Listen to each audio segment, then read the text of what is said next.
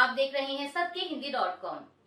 एक नजर अब तक की सुर्खियों पर। गुजरात के पोरबंदर एयरपोर्ट पर रविवार को इंडियन कोस्ट गार्ड का एक हेलीकॉप्टर क्रैश हो गया है। पोरबंदर के पुलिस अधीक्षक भागीरथ सिंह जडेजा ने मीडिया से इस घटना की पुष्टि की। उन्होंने कहा कि एक रूटीन उड़ान के बाद हेलीकॉप्टर पोरबंदर एयरपोर्ट पर लैंड कर रहा था। इस बीच वह क्रैश हो गया। उस वक्त दोपहर के 12:10 हो रहे थे। हेलीकॉप्टर में चालक दल के 3 सदस्य थे। तीनों को पोरबंदर अस्पताल ले जाया गया, जहां डॉक्टरों ने उन्हें मृत घोषित कर दिया। पुलिस अधीक्षक ने कहा कि हेलीकॉप्टर क्रैश कैसे हुआ, यह जांच का विषय है। पुलिस और कोस्ट गार्ड संयुक्त रूप से इस घटना की जांच करेंगे। पटना के गांधी मैदान में अनशन पर बैठे जनसुराज पार्टी के संस्थापक प्रशांत किशोर की वैनिटी वैन पर विपक्ष लगातार हमला बोल रहा है। इसी कड़ी में तेजस्वी यादव ने भी प्रशांत किशोर पर निशाना साधा। समाचार एजेंसी ANI से तेजस्वी यादव ने कहा कि हमको पता है कि वैनिटी वैन में एक्टर एक्ट्रेस बैठते हैं और डायरेक्टर प्रोड्यूसर बैठाते हैं। हम जान रहे हैं कि कौन कौन प्रोड्यूसर है और कौन डायरेक्टर है और एक्टर को क्यों बैठाया गया, यह सबको पता है। RJD नेता ने कहा कि यह बीजेपी की बी टीम बनी हुई है और स्वतः आंदोलन को कुचलने का प्रयास किया गया है।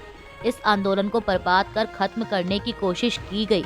वहीं बिहार सरकार में मंत्री मंगल पांडे ने कहा कि मैंने पहली बार ऐसे किसी प्रदर्शन के बारे में सुना है जिसके पास एक वैनिटी वैन खड़ी है। वहीं अब BPSC अभ्यर्थियों के आंदोलन के दौरान वैनिटी वैन खड़े किए जाने के सवालों पर प्रशांत किशोर ने जवाब दिया है।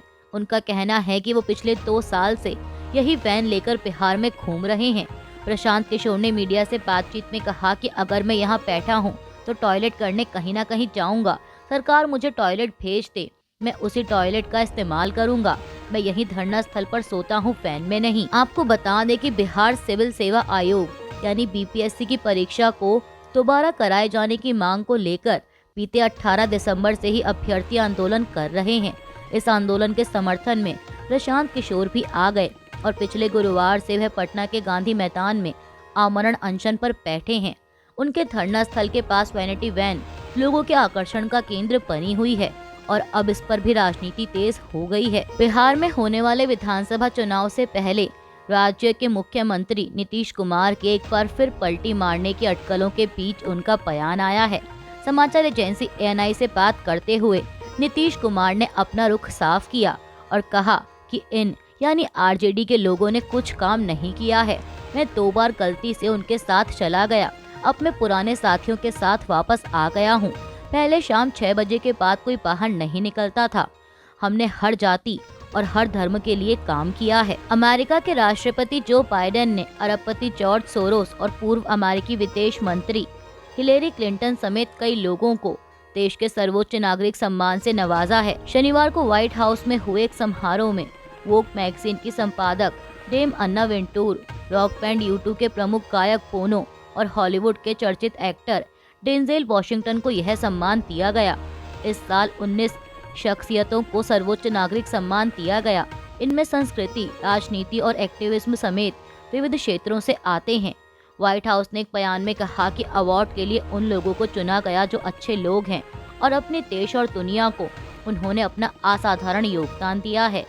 वहीं सोरोस के बारे में व्हाइट हाउस ने कहा कि अरबपति दानदाता और डेमोक्रेटिक पार्टी को सबसे अधिक चंदा देने वालों में से एक जॉर्ज सोरोस ने पूरी दुनिया में लोकतंत्र, मानवाधिकार, शिक्षा और सामाजिक न्याय को मजबूत करने वाली संस्थाओं और परियोजनाओं को मदद की। आपको बता दें कि भारत में सोरोस का नाम लेकर सत्तारूढ़ भाजपा कांग्रेस पर निशाना साधती रही है। कांग्रेस नेता प्रियंका गांधी को लेकर दिए गए अपने कथित बयान पर कालकाजी विधानसभा क्षेत्र से भाजपा प्रत्याशी रमेश पिथौड़ी ने एक और बयान दिया है। उन्होंने कहा कि प्रियंका गांधी एक VIP खानदान से हैं।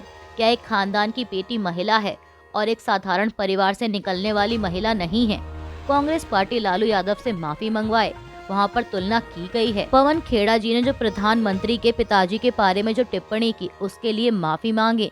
जिस प्रकार की भाषा का उपयोग ये करेंगे, ईंट का जवाब हमेशा पत्थर से मिलेगा। पहले जिसने गलती की वे माफी मांगेगा। नेहरू परिवार ने देश को 70 साल में बर्बाद किया है। उस परिवार से देश नफरत करता है।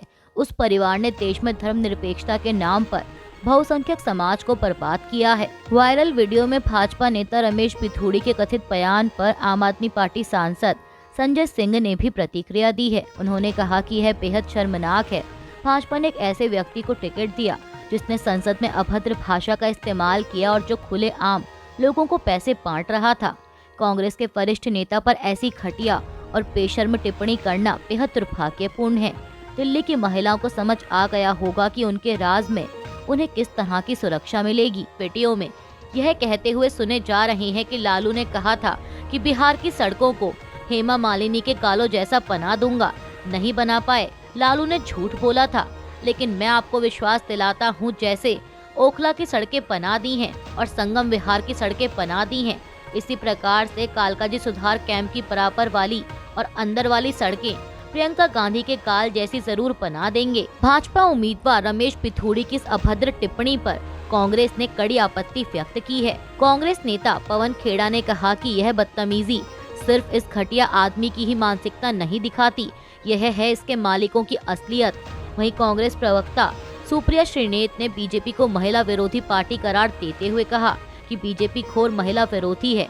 रमेश पिथौड़ी का प्रियंका गांधी जी के संदर्भ में दिया बयान शर्मनाक ही नहीं बल्कि उनकी औरतों के बारे में घिनौनी मानसिकता दिखाता है। लेकिन जिस आदमी ने सदन में अपने साथी सांसद को गंदी गालियां दी हो और कोई सजा ना मिली हो, उससे और क्या उम्मीद की जा सकती है। यही बीजेपी का असली चेहरा है। क्या इस घटिया भाषा और सोच पर बीजेपी की महिला नेत्रियां, महिला विकास मंत्री नड्डा जी या खुद प्रधानमंत्री कुछ बोलेंगे? कांग्रेस प्रवक्ता ने आगे कहा कि असल में यह महिला विरोधी घटिया भाषा और सोच के जनक तो खुद मोदी जी ही हैं, जो मंगलसूत्र और मुजरा जैसे शब्द बोलते हैं, तो उनके लोग और क्या ही बोलेंगे। इस घटिया सोच के लिए माफी मांगनी चाहिए। सीपीआईएम नेता हन्नान मोल्ला ने पीएम मोदी की जाति वाली टिप्पणी पर प्रतिक्रिया दी है। सीपीआईएम नेता ने पीएम मोदी का जिक्र करते हुए कहा कि उन्होंने घोषणा की कि वे ओबीसी हैं। उन्होंने ऐसा क्यों किया? भारत में जाति एक वास्तविकता है। हम इस पर विश्वास नहीं करते, लेकिन हम वास्तविकता से इनकार भी नहीं कर सकते।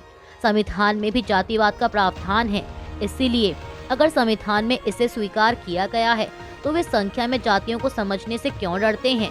हम जानते हैं कि बड़ी संख्या में लोग सामान्य आर्थिक जीवन से नीचे रह रहे हैं, इसलिए आपको उनकी पहचान करनी होगी और आगे यह तय करना होगा कि किस तरह की आर्थिक योजना की आवश्यकता है। उनका इशारा जातीय जनगणना की तरफ था। विपक्षी नेता ने आगे ये भी कहा कि भाजपा के लिए सब कुछ जातिवाद और सांप्रदायिकता है। छत्तीसगढ़ पुलिस ने माओवाद प्रभावित बस्तर के अबूझमाड़ इलाके में एक मुठभेड़ में 4 संदिग्ध माओवादियों के मारे जाने का दावा किया है। पुलिस ने बताया कि इस मुठभेड़ में डिस्ट्रिक्ट रिजर्व गार्ड के एक जवान की भी मौत हो गई और अभी भी इलाके में सर्चिंग ऑपरेशन जारी है। पुलिस का कहना है कि मौके पर जिस तरह के खून के धब्बे और अन्य साक्ष्य मिले हैं, उससे लगता है कि मारे जाने वाले संदिग्ध माओवादियों की संख्या और अधिक हो सकती है। मीडिया रिपोर्ट्स के मुताबिक बस्तर पुलिस के प्रवक्ता ने बताया कि शुक्रवार को ही 4 जिलों बस्तर, कोंडागांव, दंतेवाड़ा और नारायणपुर से स्पेशल टास्क फोर्स और डिस्ट्रिक्ट रिजर्व गार्ड की टीमें माओवादियों के खिलाफ ऑपरेशन के लिए रवाना हुई थीं। पुलिस के अनुसार शनिवार की शाम अबूझमाड़ के पड़े इलाके में माओवादियों के साथ पहली मुठभेड़ हुई, जो आज सुबह तक जारी है। ऑस्ट्रेलिया के खिलाफ खेले गए Border Gavaskar trophy test series में भारत की करारी हार के बाद भारतीय कोच गौतम गंभीर ने प्रतिक्रिया दी है। भारतीय टीम की हार के कारणों पर उन्होंने कहा कि ऐसा नहीं कहा जा सकता कि खेल के किसी एक क्षेत्र में सुधार होना चाहिए, बल्कि हर क्षेत्र में सुधार की जरूरत है। उन्होंने संकेत दिया कि अगले 5 महीने में काफी कुछ बदलाव देखने को मिलेगा। हालांकि साथ ही उन्होंने ये भी कहा कि अगले 5 महीने की योजना के बारे में अभी से बात करना जल्दबाजी होगी। 5 महीने में बहुत कुछ बदल जाता है, फॉर्म बदल जाते हैं, एटीट्यूड बदल जाता है, लोग बदल जाते हैं। इसके साथ ही रोहित शर्मा और विराट कोहली के संन्यास की अटकलों पर गौतम गंभीर ने कहा कि ये लोग मजे हुए खिलाड़ी हैं और उनमें रनों की भूख है। उन्हें फैसला लेना है कि भारतीय क्रिकेट के लिए क्या बेहतर है। भारत ने रविवार को 5वें और अंतिम टेस्ट के तीसरे दिन ऑस्ट्रेलिया से 6 विकेट से हारकर 10 साल बाद बॉर्डर गावस्कर ट्रॉफी गंवा दी है। भारत ने ऑस्ट्रेलिया को 165 रनों का लक्ष्य दिया था, जिसे ऑस्ट्रेलिया ने 27 ओवरों में ही हासिल कर लिया और इसी के साथ भारत ने 5 मैचों की सीरीज 1-3 से गंवा दी। दौरे पर उनकी एकमात्र जीत पर्थ में पहले टेस्ट में मिली थी। अभी के लिए बस इतना ही। बाकी की खबरों के लिए बने रहिए सबके हिंदी.com के साथ।